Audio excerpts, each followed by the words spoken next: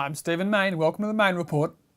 The 2008 AGM season is about to get into full swing, and one of the earliest gatherings was the Australian Foundation Investment Company AGM at Melbourne's Hilton Hotel on September 26. I went to AFIC's AGM last year to tackle the question of why Stan Wallace was still sitting on its board when he's got a terrible record, having destroyed billions at AMP and presided over a fiasco at Coles Myer. This is how the exchange unfolded last year with AFIC's chairman Bruce Teele. AMP is the largest destruction of Australian capital in history.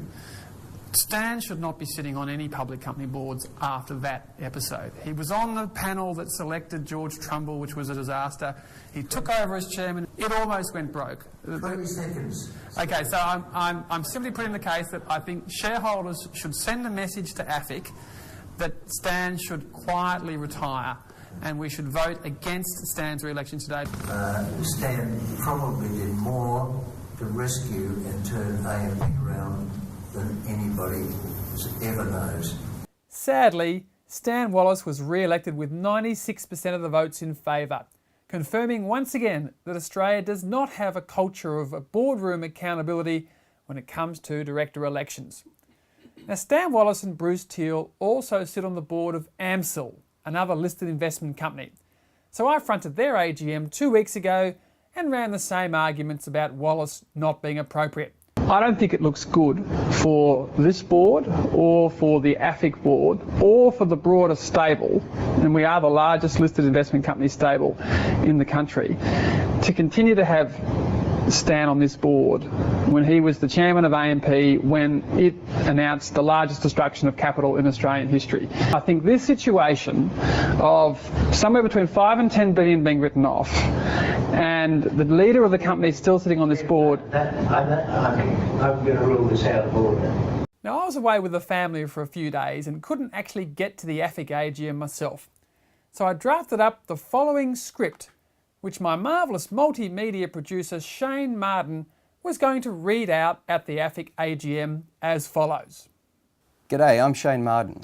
This is the first AGM I've ever spoken at, and this is what I was told to tell AFIC shareholders. Thank you, Chairman. My name is Shane Marden and I work for Stephen Mayne, and I'm here today as his proxy to ask one very simple question.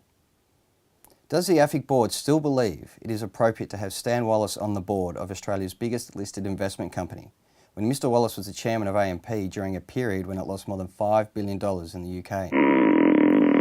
Mr Teele, AFIC's chairman, said the following about Mr Wallace at last year's AGM. Stan probably did more to rescue and turn AMP around than anybody ever knows. The facts of the matter are that Mr Wallace joined the AMP board in 1990 and was chairman from 2000 until 2003. A few months later, he resigned and voluntarily declined to take his $1.6 million retirement benefit. Such was the embarrassment. AMP reported a record $5.5 billion loss for the calendar year of 2003. At the 2000 AMP AGM, when AMP shares were trading just above $11, Mr Wallace confidently predicted that they were really worth closer to $30. By late 2003, they fell below $3 when AMP almost went broke. By what objective measure did Mr Wallace rescue and turn around AMP?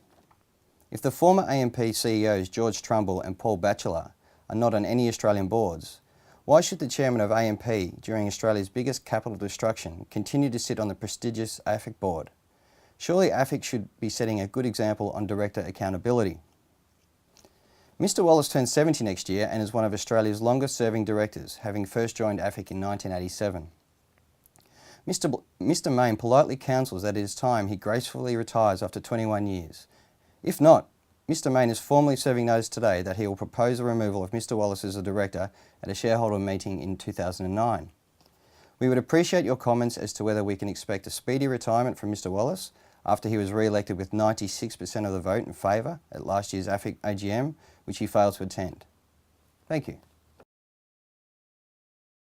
My name is Shane Martin and I work for Stephen Mayne, and I'm here today as his proxy to ask a very simple question. Does the board still believe that it is appropriate to have Stan Wallace on the board, Australia's biggest listed investment company, when Mr. Wallace was... Can I just stop you?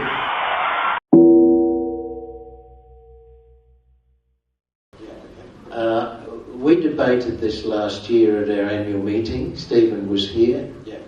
And I said I completely disagree with that point of view. But the fact is, number one, the shareholders voted overwhelmingly against that proposition.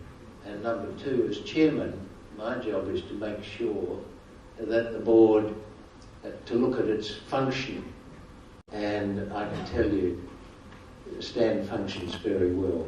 But it's not part of this agenda, and I'm not going to speak any more about it. Can I ask a similar question? I was instructed by Mr. Main to say that he was to call for Mr. Wallace's resignation, and if not, Mr. Main was formally serving notice today that he will propose the removal of Mr. Wallace as a director at a shareholder meeting in 2009. Bruce Teele is an avuncular old fellow. He's into his 70s. He's sat on the AFIC board since 1954. He's been chairman since 1966. But this performance in his 42nd AGM in the chair was just too much to tolerate.